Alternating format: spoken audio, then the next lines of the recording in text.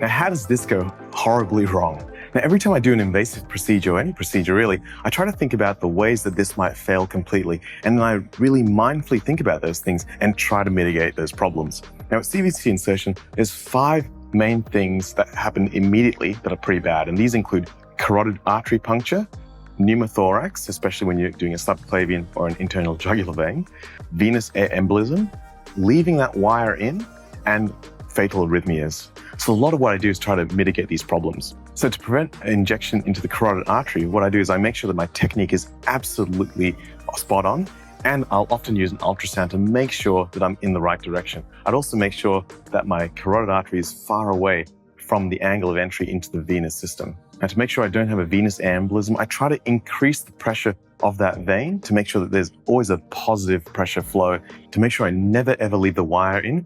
I ask my system to make sure that they can see that wire at every moment, and at no point in time that I ever let go of that wire. Finally, arrhythmias, I make sure that my patient is monitored. So anytime I hear something different or my assistant sees something different, say a fast AF or a VT, run a VT, I essentially pull my whole contraption out, my wire out, so it stops irritating that right atrium.